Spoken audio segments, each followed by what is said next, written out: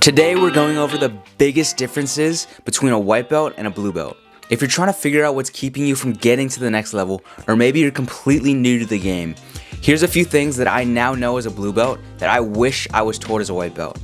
My name is Carsahh, I train under Gabriel Souza at ZR Team Apex, and let's get right into the list. So coming in at number 1, we have hip mobility. Hip mobility is essential to almost all areas of Jiu-Jitsu.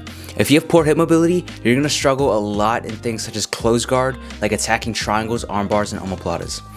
This is also going to prevent you from attacking more advanced guards such as reverse de la Riva and de la Riva. These types of inversion guards require your hips to be active at almost all times. Throughout white belt, I struggled a lot learning these types of guards, and it wasn't until I started practicing hip mobility drills that I really saw a change in my game. Some easy and effective drills that would help you with your hip mobility would be arm bars, omoplatas, and single X speed drills. Once you get a little bit better, reverse de la Riva inversions are a great way to practice your hip mobility and also transition to some of the more stronger guards such as reverse de la Riva and de la Riva. Next, we have number 2, finding your game. This one for me is a little bit more controversial because I feel like as a white belt, I learned a variety of different moves. But as a blue belt, now I'm kind of learning to chain those moves together. So for example, take the one white belt that learned the single X and straight ankle lock and watch them dominate almost every beginner white belt tournament. To find my game, I sat down and looked at what moves I gravitated towards because I saw the value in them, or what moves just felt more natural for me.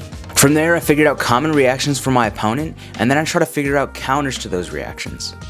Figuring out my game allowed me to start making the first move and start to prevent my opponent from dictating the pace of the match. Tip number 3 is engage your opponent into specific guards. While this concept might seem pretty straightforward, it's definitely one of the leading factors in my jiu-jitsu and mental progression. So choosing a guard to engage your opponent into allows you to make the first move, and if you've specifically been training that guard, you'll have a much stronger chance at completing an attack on your opponent. After I started attacking guard positions on my opponent, it increased my ability in playing the game of jiu-jitsu and allowing me to attack my opponent in various directions. Last but not least, number 4. The biggest difference I noticed in myself as I ranked up through blue belt was my confidence rolling with upper belts. There is always a possibility that I could submit them. It may be a 1% chance, but there is still a chance. If you're not confident in your techniques, then you're probably not going to attempt them.